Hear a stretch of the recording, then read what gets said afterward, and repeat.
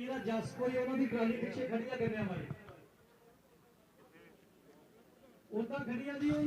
जी का खालसा वाहिगुरू जी की फतेह। Punjabi prime post की टीम अज पहुंची आ टांडे विखे। तुसीं देख सकते हो कि जिद्दां 6 तरीक की भारत बंद की कॉल सीगी ते उहदे समर्थ विच साडे किसान वीर जिहड़े बड़े वड्डे पੱਧਰ इकट्ठ दे उत्ते जुड़े हन।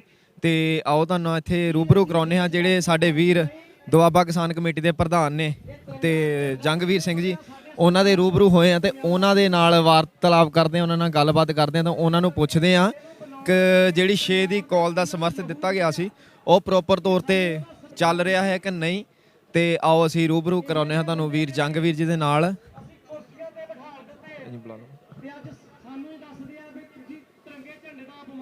ਤੇ ਤੁਸੀਂ ਦੇਖ ਸਕਦੇ ਹੋ ਪੰਜਾਬੀ ਪ੍ਰਾਈਮ ਪੋਸਟ ਦੀ ਟੀਮ ਵੱਲੋਂ ਜੋ ਤੁਹਾਨੂੰ ਪ੍ਰਸਾਰਣ ਦਿਖਾਇਆ ਜਾ ਰਿਹਾ ਆ ਤੇ ਤੁਸੀਂ ਦੇਖ ਸਕਦੇ ਹੋ।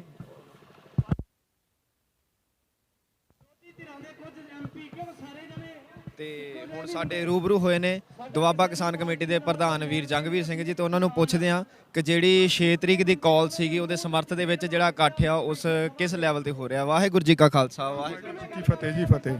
ਤੇ ਸਭ ਤੋਂ ਪਹਿਲਾਂ ਆਪਾਂ ਵੀਰ ਜੀ ਗੱਲ ਕਰਦੇ ਜਿਹੜੀ 6 ਤਰੀਕ ਦੀ ਕਾਲ ਦਿੱਤੀ ਗਈ ਸੀਗੀ ਕਿਸਾਨਾਂ ਦੀ ਵੱਲੋਂ ਉਹਦਾ ਸਮਰਥਨ ਜਿਹੜਾ ਪ੍ਰੋਪਰ ਤੌਰ ਤੇ ਹੋ ਰਿਹਾ ਇਸ ਵਾਰ, ਜਾਂ ਜਿੱਦਾਂ ਪਿਛਲੀ ਵਾਰ ਕਾਲ ਦਿੱਤੀ ਗਈ ਉਹਦਾ ਪੂਰਾ ਭਾਰਤ ਬੰਦ ਸੀ ਨਾ, ਤੇ ਇਸ ਵਾਰ ਵੀ ਪੂਰਾ ਭਾਰਤ ਬੰਦ ਜਾਂ ਕਿਤੇ ਇਸ ਦਾ ਵਿਰੋਧ ਵੀ ਕੀਤਾ ਜਾ ਰਿਹਾ ਆ? ਦੇਖੋ ਜੀ ਪੂਰੇ ਭਾਰਤ ਬੰਦ ਦੀ ਜਿਹੜੀ ਕਾਲ ਦਿੱਤੀ ਗਈ ਹੈ ਸਮੂਹ ਕਿਸਾਨ ਸੰਯੁਕਤ ਮੋਰਚੇ ਵੱਲੋਂ, ਔਰ ਇਹ ਅੱਜ ਸਫਲ ਰਹੂਗਾ। ਔਰ ਵੱਡੀ ਗਿਣਤੀ ਦੇ ਵਿੱਚ ਜਿਹੜੇ ਕਿਸਾਨ ਆ, ਆਮ ਲੋਕ ਆ, ਜਾਂ ਸਾਡਾ ਗਰੀਬ ਭਾਈਚਾਰਾ ਆ, ਮਜ਼ਦੂਰ ਭਾਈਚਾਰਾ, ਆੜਤੀ ਭਾਈਚਾਰਾ ਸਾਰੇ ਇਕੱਠੇ ਹੋ ਕੇ ਇਹਨਾਂ ਧਰਨਿਆਂ ਦੇ ਵਿੱਚ ਆ ਰਹੇ ਆ ਔਰ ਬਹੁਤ ਵੱਡੇ ਪੱਧਰ ਤੇ ਇਹ ਧਰਨੇ ਲੱਗ ਰਹੇ ਆ। ਔਰ ਸਰਕਾਰ ਨੂੰ ਇਹ ਅੱਜ ਦਿਖਾ ਦੇਣਗੇ ਕਿ ਜਿਹੜਾ ਇਹ ਭਾਈਚਾਰਾ ਇਕੱਠਾ ਹੋ ਗਿਆ ਇਹਨਾਂ ਕਾਨੂੰਨਾਂ ਦੇ ਖਿਲਾਫ, ਜਿਹੜਾ ਇਹਨਾਂ ਬਿੱਲਾਂ ਨੂੰ ਰੱਦ ਕਰਾਉਣ ਵਾਸਤੇ। ਔਰ ਜਿਹੜੇ ਇਹਨਾਂ ਨੇ 26 ਤਰੀਕ ਤੋਂ ਬਾਅਦ ਦੇ ਵਿੱਚ ਸਰਕਾਰ ਨੇ ਇੰਟਰਨੈਟ ਸੇਵਾਵਾਂ ਬੰਦ ਕੀਤੀਆਂ, ਪਾਣੀ ਦੀ ਸਹੂਲਤ ਬੰਦ ਕਰ ਦਿੱਤੀ ਆ, ਔਰ ਨਾਜਾਇਜ਼ ਕਿਸਾਨ ਜਥੇਬੰਦੀਆਂ ਤੇ ਹੋਰ ਲੋਕਾਂ ਦੇ ਉੱਪਰ ਜਿਹੜੇ ਪਰਚੇ ਜਿਹੜੇ ਆ ਦਰਜ ਕਰਕੇ ਜਿਹੜਾ ਆ ਇੱਕ ਬਹੁਤ ਹੀ ਇਹਨਾਂ ਨੇ ਘਟੀਆ ਕੰਮ ਕੀਤਾ ਆ। ਔਰ ਉਹਦੇ ਖਿਲਾਫ ਜਿਹੜਾ ਆ ਅੱਜ ਇਹ ਸੰਘਰਸ਼ ਹੋ ਰਿਹਾ ਆ, ਇਹ ਧਰਨੇ ਲੱਗ ਰਹੇ ਆ। ਤੇ ਜਿਵੇਂ ਕਿ ਤੁਸੀਂ 26 ਦੀ ਗੱਲ ਕਰ ਰਹੇ ਤਾਂ ਅਸੀਂ ਸਭ ਦੇਖ ਰਹੇ ਹਾਂ 26 ਤਰੀਕ ਤੋਂ ਜਿਹੜਾ ਮਾਹੌਲ ਸਰਕਾਰਾਂ ਵੱਲੋਂ ਬਹੁਤ ਹੀ ਜ਼ਿਆਦਾ ਤੋਹੀਨ ਨਾਇਕ ਕੀਤਾ ਜਾ ਰਿਹਾ ਨਾ। ਤੇ ਇਸ ਟਾਈਮ ਜਿਹੜਾ ਸਰਕਾਰ ਪ੍ਰਬੰਧ ਕਰ ਰਹੀ ਹੈ ਜਿੱਦਾਂ ਕਿ ਸੂਲਾਂ ਲਾ ਰਹੀ ਹੈ ਜਾਂ ਜਿਹੜੇ ਬੈਰੀਕੇਡ ਪੱਕੇ ਕਰ ਰਹੀ ਹੈ, ਤੁਹਾਨੂੰ ਨਹੀਂ ਲੱਗਦਾ ਕਿ ਇਹ ਬਹੁਤ ਹੀ ਜ਼ਿਆਦਾ ਵਿਤਕਰਾ ਕੀਤਾ ਜਾ ਰਿਹਾ ਕਿਸਾਨਾਂ ਨਾਲ? ਮਤਲਬ ਕਿਸਾਨ ਵੀ ਭਾਰਤ ਦੇਸ਼ ਦੇ ਨੇ, ਕਿਤੋਂ ਦੂਰੋਂ ਜਾ ਕੇ ਤੇ ਹੋਰ ਪਲੈਨਰ ਤੋਂ ਨਹੀਂ ਆਏ ਹਨ। ਇੱਦਾਂ ਵਿਤਕਰਾ ਅਸੀਂ ਉਦੋਂ ਕਰਦੇ ਹਾਂ ਜਦੋਂ ਕਿਸੇ ਦੇਸ਼ ਨਾਲ ਸਾਡੀ ਲੜਾਈ ਲੱਗੀ ਹੋਵੇ ਜਾਂ ਕਿਸੇ ਹੋਰ ਪੱਧਰ ਦੇ ਵੱਡੇ ਪੱਧਰ ਦੇ ਕੋਈ ਹੁੰਦਾ ਹੋਵੇ। ਤੇ ਤੁਹਾਨੂੰ ਇਹ ਲੱਗਦਾ ਸਰਕਾਰ ਜਿਹੜੀ ਪੂਰੀ ਡਰੀ ਹੋਈ ਹੈ ਤੇ ਆਪਣੇ ਹੱਥਕੰਡੇ ਅਲੱਗ-ਅਲੱਗ ਅਪਣਾ ਰਹੀ ਹੈ? ਦੇਖੋ ਜਿੰਨੇ ਵੀ ਸਾਡੇ ਸੰਘਰਸ਼ ਹੋਏ ਆ ਸ਼ਾਂਤਮਈ ਹੋਏ ਆ, ਔਰ ਅੰਦੋਲਨ ਅੱਜ ਤੱਕ ਜਿੰਨਾ ਵੀ ਚੱਲਿਆ ਸ਼ਾਂਤਮਈ ਚੱਲਿਆ ਹੈ। ਔਰ ਜੋ ਅੱਜ ਸਰਕਾਰ ਕਰ ਰਹੀ ਆ ਇਹ ਸੂਰਾਂ ਲਾ ਰਹੀ ਹੈ ਕੰਡੇ। ਅਸੀਂ ਕਿਸਾਨ ਦਿੱਲੀ ਦੇ ਮੋਰਚਿਆਂ ਤੇ ਸ਼ਾਂਤਮਈ ਬੈਠੇ ਸੀ, ਇਹਨਾਂ ਦਾ ਦਿੱਲੀ ਦੇ ਨਾਲ ਕੋਈ ਵੈਰ ਵਿਰੋਧ ਨਹੀਂ, ਕਿਸੇ ਪਰਸਨਲ ਬੰਦੇ ਨਾਲ ਕੋਈ ਵੈਰ ਵਿਰੋਧ ਨਹੀਂ। ਸਰਕਾਰ ਦੇ ਨਾਲ ਜਿਹੜਾ ਆ ਇਹਨਾਂ ਦੇ ਸਰਕਾਰ ਦੇ ਖਿਲਾਫ, ਕੇਂਦਰ ਸਰਕਾਰ ਦੇ ਖਿਲਾਫ ਬਿੱਲਾਂ ਨੂੰ ਲੈ ਕੇ ਜਿਹੜੀ ਇਹ ਘਮਸਾਨ ਚੱਲ ਰਿਹਾ, ਲੜਾਈ ਚੱਲ ਰਹੀ, ਇਹਨਾਂ ਨੂੰ ਕੈਂਸਲ ਕਰਾਉਣ ਵਾਸਤੇ ਜਿਹੜੀ ਇਹ ਲੜਾਈ ਚੱਲ ਰਹੀ ਆ ਔਰ ਇਹਨਾਂ ਨੂੰ ਰੱਦ ਕਰਾਉਣ ਵਾਸਤੇ ਲੜਾਈ ਚੱਲ ਰਹੀ। ਹੋਰ ਇਹੋ ਜਿਹਾ ਕੋਈ ਵਿਤਕਰਾ ਸਰਕਾਰ ਨੂੰ ਨਹੀਂ ਕਰਨਾ ਚਾਹੀਦਾ, ਕਿਉਂਕਿ ਜੋ ਵੀ ਕਿਸਾਨ ਅੱਜ ਬਾਰਡਰਾਂ ਤੇ ਬੈਠੇ ਆ ਬਿਲਕੁਲ ਸ਼ਾਂਤਮਈ ਢੰਗ ਨਾਲ ਪ੍ਰਦਰਸ਼ਨ ਕਰ ਰਹੇ ਆ ਔਰ ਇਦਾਂ ਦੀ ਕੋਈ ਗੱਲ ਹੈ ਨਹੀਂ। ਅਸੀਂ ਸ਼ਾਂਤਮਈ ਦੇਖ ਸਕਦੇ ਹਾਂ ਕਿ ਜਿੱਦਾਂ 27 ਤਰੀਕ ਨੂੰ ਬੀਜੇਪੀ ਦੇ ਬੰਦੇ ਜਾਂ RRS ਦੇ ਬੰਦੇ ਆਏ ਸੀ, ਉਹਨਾਂ ਨੇ ਪੱਥਰਾਟ ਵੀ ਕੀਤਾ ਸੀ, ਬਟ ਸਾਡੇ ਕਿਸਾਨਾਂ ਵੱਲੋਂ ਕੋਈ ਉਹਦਾ ਉਲਟਾ ਜਵਾਬ ਨਹੀਂ ਦਿੱਤਾ ਗਿਆ ਨਾ।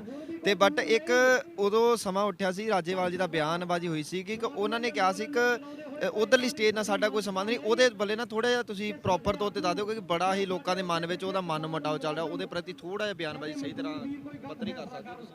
ਦੇਖੋ ਜਿਹੜੀ ਪਥਰਾਬਾਜ਼ੀ ਹੁੰਦੀ ਹੈ ਉਹ ਸ਼ਰਾਰਤਬਾਜ਼ੀ ਦੇ ਨਾਲ ਜਿਹੜੀ ਆ ਹੋ ਰਹੀ ਆ ਔਰ ਇਹਨਾਂ ਅੰਦੋਲਨ ਨੂੰ ਖਰਾਬ ਕਰਨ ਵਾਸਤੇ ਹੋ ਰਹੀ ਹੈ। ਜਿੱਥੇ ਵੀ ਕੋਈ ਕਿਸਾਨ ਬੈਠਾ ਆ ਉਹ ਇਹਨਾਂ ਬਿੱਲਾਂ ਨੂੰ ਰੱਦ ਕਰਾਉਣ ਵਾਸਤੇ ਹੀ ਬੈਠਾ ਆ। ਇਹ ਸ਼ਰਾਰਤਬਾਜ਼ੀ ਜਿਹੜੀ ਹੈ ਇਹਨਾਂ ਨੂੰ ਬੰਦ ਕਰਨੀ ਚਾਹੀਦੀ ਹੈ।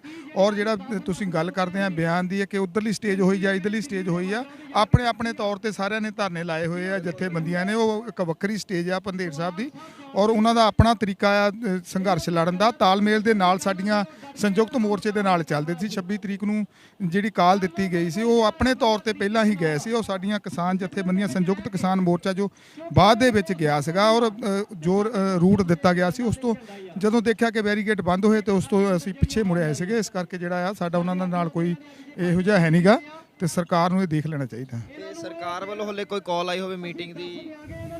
ਬਿਲਕੁਲ ਜੀ ਬਿਲਕੁਲ ਇਹੋ ਜੀ ਗੱਲਬਾਤ ਚੱਲ ਰਹੀ ਆ। ਆਉਣ ਵਾਲੇ ਸਮੇਂ ਦੇ ਵਿੱਚ ਦੇਖਦੇ ਆ, ਵਿਚਾਰਾ ਕਰ ਰਹੇ ਆ। ਸਰਕਾਰ ਨੂੰ ਇਹ ਦੱਸਿਆ ਜਾ ਰਿਹਾ ਕਿ ਜਿਹੜਾ ਮਾਹੌਲ ਆ ਇਹ ਪਹਿਲਾਂ ਸੁਖਾਵਾਂ ਬਣਾਇਆ ਜਾਵੇ, ਇਹਨੂੰ ਸ਼ਾਂਤਮਈ ਕੀਤਾ ਜਾਵੇ, ਜਿਹੜੀਆਂ ਸਹੂਲਤਾਂ ਉਹ ਜਿਹੜੀਆਂ ਜਿਸ ਤਰ੍ਹਾਂ ਪਹਿਲਾਂ ਦਿੱਤੀਆਂ ਸੀ ਉਸੇ ਤਰ੍ਹਾਂ ਦਿੱਤੀਆਂ ਜਾਣ, ਤਾਂ ਫਿਰ ਬੈਠ ਕੇ ਜਿਹੜੀ ਇਹ ਗੱਲਬਾਤ ਦਾ ਸਿਲਸਿਲਾ ਫਿਰ ਚੱਲੂਗਾ ਬਾਅਦ ਦੇ ਵਿੱਚ। ਤੇ ਗਾਜੀਪੁਰ ਬਾਰਡਰ ਤੇ ਜਿੱਦਾਂ ਬਿਜਲੀ ਦਾ ਕੱਟ, ਪਾਣੀ ਦਾ ਕੱਟ ਸੀ, ਤੇ ਕਿ ਉਹ ਸਹੂਲਤਾਂ ਦਿੱਤੀਆਂ ਗਈਆਂ ਜਾਂ ਹਾਲੇ ਤੱਕ ਵੀ ਕੱਟ ਲੱਗਾ ਹੋਇਆ ਹੈ? ਉਹ ਬਸ ਕੱਟ ਲੱਗੇ ਹੀ ਹੋਏ, ਵਿੱਚ ਕੱਟ ਵੀ ਲਾਈ ਜਾਂਦੇ ਆ, ਵਿੱਚ ਦੇਈ ਵੀ ਜਾਂਦੇ ਆ, ਮਤਲਬ ਪ੍ਰੋਪਰ ਸਹੂਲਤਾਂ ਹਾਲੇ ਤੱਕ ਨਹੀਂ ਦਿੱਤੀਆਂ ਗਈਆਂ। ਔਰ ਅਸੀਂ ਇਹੀ ਪੁਰਜੋਰ ਅਪੀਲ ਕਰਦੇ ਹਾਂ ਸਰਕਾਰ ਨੂੰ ਕਿ ਜਿਹੜੀਆਂ ਸਹੂਲਤਾਂ ਦਿੱਤੀਆਂ ਜਾਣ। ਇਹ ਲੜਾਈ ਸਿਰਫ ਬਿੱਲਾਂ ਦੀ ਆ, ਨਾ ਕਿ ਕੋਈ ਵੈਰ ਵਿਰੋਧ ਦੀ ਲੜਾਈ ਆ।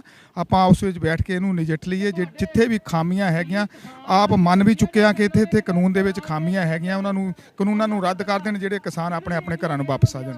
ਬਹੁਤ ਬਹੁਤ ਧੰਨਵਾਦ ਤੁਹਾਡਾ ਸਮਾਂ ਦੇਣ ਲਈ। ਤੇ ਆਓ ਹੁਣ ਆਪਾਂ ਹਰਪ੍ਰੀਤ ਸਿੰਘ ਖੁੱਡਾ ਜੀ ਦੇ ਨਾਲ ਰੂਬਰੂ ਹੁੰਨੇ ਆ ਤਾਂ ਉਹਨਾਂ ਤੋਂ ਜਾਣਕਾਰੀ ਲੈਣੇ ਆ। ਵਾਹਿਗੁਰੂ ਜੀ ਕਾ ਖਾਲਸਾ, ਵਾਹਿਗੁਰੂ ਜੀ ਕੀ ਫਤਿਹ ਜੀ।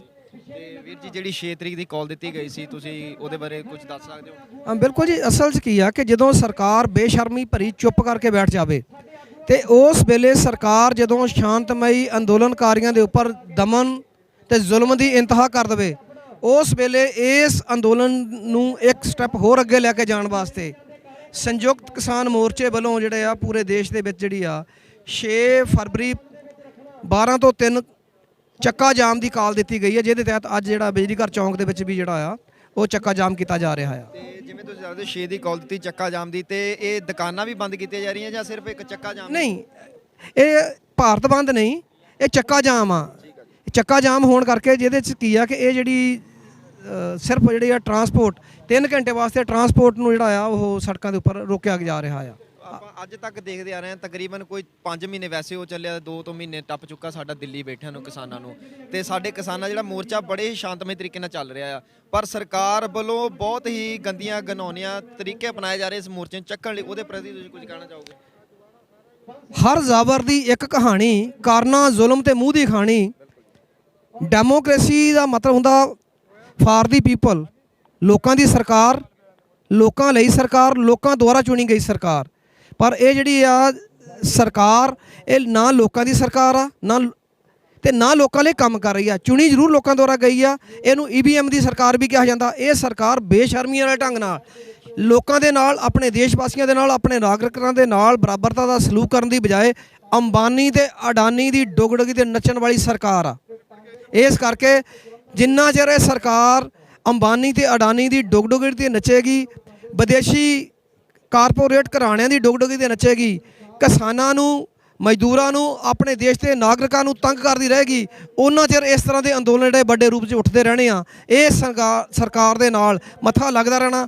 ਇਹ ਸਰਕਾਰ ਨੂੰ ਜਿਹੜੇ ਆਪਣੇ ਕਾਲੇ ਕਾਨੂੰਨ ਆ ਉਹ ਵਾਪਸ ਲੈਣੇ ਪੈਣੇ ਇੱਕ ਨਾ ਇੱਕ ਦਿਨ। ਬਹੁਤ ਬਹੁਤ ਧੰਨਵਾਦ ਤੁਹਾਡਾ ਸਮਾਂ ਦੇਣ ਲਈ। ਤੇ ਸਾਡੇ ਨਾਲ ਹੁਣ ਸਾਡੇ ਵੀਰ ਜੁੜੇ ਬਾਬਾ ਫਤਿਹ ਸਿੰਘ ਵੈਲਫੇਅਰ ਸੇਵਾ ਸੁਸਾਇਟੀ। ਇਹ ਵੀਰ ਉਹ ਹਨ ਕਿ ਜਿਹੜੇ ਉੱਥੇ ਇੱਕ ਬਹੁਤ ਵੱਡਾ ਜਿਹੜਾ ਆ ਪ੍ਰਬੰਧ ਕੀਤਾ ਹੋਇਆ ਰਹਿਣ ਬਸੇਰਾ, ਜਿਹੜਾ ਸਾਡੇ ਬੀਬੀਆਂ ਜਾਂਦੀਆਂ ਨੇ ਜਾਂ ਧੀਆਂ ਭੈਣਾਂ ਜਾਂਦੀਆਂ ਉਹਨਾਂ ਲਈ। ਤੇ ਇਹਨਾਂ ਦੇ ਰੂਬਰੂ ਕਰਾਉਣਾ, ਇਹਨਾਂ ਨੂੰ ਪੁੱਛਦੇ ਆ ਕਿ ਜਿਹੜੀ ਸੇਵਾ ਕਦੋਂ ਤੇ ਇਹਦੀ ਦਿੱਤੀ ਜਾ ਰਹੀ ਹੈ। ਵਾਹਿਗੁਰੂ ਜੀ ਕਾ ਖਾਲਸਾ, ਵਾਹਿਗੁਰੂ ਜੀ ਕੀ ਫਤਿਹ ਜੀ। ਤੇ ਵੀਰ ਜੀ, ਆਪਾਂ ਦੇਖ ਰਹੇ ਹਾਂ ਕਿ ਤੁਹਾਡੇ ਦੁਆਰਾ ਉੱਥੇ ਬੜੀ ਵੱਡੇ ਪੱਧਰ ਤੇ ਇੱਕ ਸੇਵਾ ਦਿੱਤੀ ਜਾ ਰਹੀ ਕਿ ਸਾਡੀਆਂ ਬੀਬੀਆਂ ਭੈਣਾਂ ਨੂੰ ਰਹਿਣ 'ਚ ਤੰਗੀ ਆ ਰਹੀ ਸੀਗੀ ਨਾ, ਤੇ ਹੁਣ ਕਿਸ ਤਰ੍ਹਾਂ ਦੀ ਉੱਥੇ ਸਹੂਲਤ ਜਿਹੜੀ ਪ੍ਰਦਾਨ ਕੀਤੀ ਗਈ? ਵਾਹਿਗੁਰੂ ਜੀ ਖਾਲਸਾ, ਵਾਹਿਗੁਰੂ ਜੀ ਫਤਿਹ। ਪਹਿਲਾਂ ਤਾਂ ਪੰਜਾਬੀ ਪ੍ਰਾਈਮ ਪੋਸਟ ਦਾ ਬਹੁਤ ਬਹੁਤ ਧੰਨਵਾਦ ਕਰਦੇ ਹਾਂ। ਇਹ ਜਿਹੜਾ ਰਹਿਣ ਬਸੇਰਾ ਦਿੱਲੀ ਵਿਖੇ ਬਣਾਇਆ ਗਿਆ, ਲੋਕ ਇਨਕਲਾਬ ਮੰਚ ਵੱਲੋਂ ਬਣਾਇਆ ਗਿਆ ਜੀ। ਤੇ ਉਹਦੇ ਵਿੱਚ ਸਾਡੀ ਡਿਊਟੀ ਜੋ ਵੀ ਲੱਗਦੀ ਹੈ, ਜਦੋਂ ਵੀ ਲੱਗਦੀ ਅਸੀਂ ਉਦੋਂ ਹੀ ਆਪਣੀ ਡਿਊਟੀ ਨਿਭਾਉਣ ਉੱਥੇ ਚਲੇ ਜਾਂਦੇ ਹਾਂ। ਸਾਡਾ ਮੇਨ ਜਿਹੜਾ ਲੋਕ ਇਨਕਲਾਬ ਮੰਚ ਟਾਂਡਾ ਜੋ ਕਿ ਬਣਿਆ ਹੋਇਆ ਇਹ ਮੰਚ, ਉਹ ਸਾਰੀਆਂ ਸੰਸਥਾਵਾਂ ਨੂੰ ਮਿਲਾ ਕੇ ਬਣਿਆ ਹੋਇਆ ਹੈ। ਤੇ ਉਸ ਦੇ ਤੌਰ ਤੇ ਕਿ ਸਾਡੀਆਂ ਵੰਡਵੀਆਂ ਡਿਊਟੀਆਂ ਲੱਗੀਆਂ ਕਿ 4-4 ਬੰਦੇ, 5-5 ਬੰਦੇ, 10-10 ਬੰਦੇ ਜਥੇ ਜਾਂਦੇ ਆ ਤੇ ਇੱਕ ਜਥਾ ਹੁੰਦਾ ਤੇ ਇੱਕ ਜਾਂਦਾ।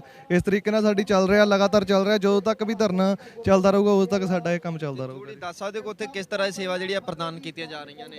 ਉੱਥੇ ਜੀ ਵਾਸ਼ਰੂਮ ਦਾ ਪਹਿਲਾਂ ਮੇਨ ਪ੍ਰੋਬਲਮ ਆਉਂਦੀ ਸੀ, ਵਾਸ਼ਰੂਮ ਉੱਥੇ ਨੀਅਰ ਅਬਾਊਟ 7-8 ਤੋਂ 10 ਵਾਸ਼ਰੂਮ ਹੈਗੇ ਆ, ਜਿਹਨਾਂ ਵਿੱਚ ਨਹਾਉਣ ਦਾ ਅਲੱਗ ਪ੍ਰਬੰਧ ਆ, ਲੇਡੀਜ਼ ਲਈ ਅਲੱਗ ਆ, ਜੈਂਟਸ ਲਈ ਅਲੱਗ ਆ। ਬਹੁਤ ਵਧੀਆ ਪ੍ਰਬੰਧ ਬਣਾਇਆ ਹੋਇਆ ਤੇ ਤਕਰੀਬਨ 10 ਦੇ ਨੇੜੇ ਤੇੜੇ ਸਾਡੇ ਟੈਂਟ ਲੱਗ ਚੁੱਕੇ ਉੱਥੇ, ਕਿ ਉੱਥੇ ਆਪਾਂ ਇੱਕ ਵੇਲੇ 1000 ਤੱਕ ਬੰਦਾ ਸਵਾ ਸਕਦੇ ਇੱਕ ਟਾਈਮ ਦੇ ਉੱਤੇ। ਇਸ ਵੇਲੇ ਸਾਡੇ ਤੋਂ ਇੰਨਾ ਪ੍ਰਬੰਧ ਹੈ ਜੀ। ਤੇ ਤੁਸੀਂ ਜਿਵੇਂ ਕਿਹਾ ਕਿ ਜਿਹੜੇ ਸਾਡੀਆਂ ਲੋਕ ਮੰਚ ਦੀਆਂ ਪਾਰਟੀਆਂ ਸਾਰੀਆਂ ਇਕੱਠ ਵਿੱਚ ਹੋ ਕੇ ਇਹ ਸੇਵਾ ਨਿਭਾ ਰਹੀਆਂ, ਤੁਹਾਨੂੰ ਨਹੀਂ ਲੱਗਦਾ ਕਿ ਜੇਕਰ ਬਿੱਲ ਆਏ ਨੇ ਪਰ ਇਹਨਾਂ ਬਿੱਲਾਂ ਨੇ ਬਹੁਤ ਚੀਜ਼ਾਂ ਨੂੰ ਇਕੱਠਾ ਕਰ ਦਿੱਤਾ, ਜੋ ਟੁੱਟਾ ਸੀ ਉਹ ਬੜਾ? ਜੀ ਬਿਲਕੁਲ ਜੀ। ਬਹੁਤ ਸਾਰੀਆਂ ਜਥੇਬੰਦੀਆਂ ਜੋ ਕਿ ਪਹਿਲਾਂ ਅਲੱਗ-ਅਲੱਗ ਚੱਲਦੀਆਂ ਸੀ, ਇਸ ਮੋਦੀ ਨੇ ਇਹ ਕੰਮ ਕਰਕੇ ਸਾਰਿਆਂ ਨੂੰ ਇਕੱਠੇ ਕਰਦਾ, ਪੰਜਾਬ ਨੂੰ ਇਕੱਠਾ ਕਰਦਾ, ਜੋ ਕਿ ਅੱਜ ਮੋਦੀ ਦੇਖ ਰਿਹਾ ਤੇ ਮੋਦੀ ਘਬਰਾਇਆ ਹੋਇਆ ਇਸ ਚੀਜ਼ ਨੂੰ ਦੇਖ ਕੇ। ਬਹੁਤ ਬਹੁਤ ਧੰਨਵਾਦ ਤੁਹਾਡਾ ਸਮਾਂ ਦੇਣ ਲਈ। ਵਾਹਿਗੁਰੂ ਜੀ ਕਾ ਖਾਲਸਾ, ਵਾਹਿਗੁਰੂ ਜੀ ਕੀ ਫਤਿਹ। ਪੰਜਾਬੀ ਪ੍ਰਾਈਮ ਪੋਸਟ ਦੇਖ ਰਹੇ ਸਾਰੇ ਵੀਰਾਂ ਦਾ ਬਹੁਤ ਬਹੁਤ ਧੰਨਵਾਦ। ਸਾਰਿਆਂ ਨੂੰ ਬੇਨਤੀ ਹੈ ਕਿ ਲਾਈਕ, ਕਮੈਂਟ, ਸ਼ੇਅਰ ਤੇ ਸਬਸਕ੍ਰਾਈਬ ਜ਼ਰੂਰ ਕਰੋ। ਵਾਹਿਗੁਰੂ ਜੀ ਕਾ ਖਾਲਸਾ, ਵਾਹਿਗੁਰੂ ਜੀ ਕੀ ਫਤਿਹ।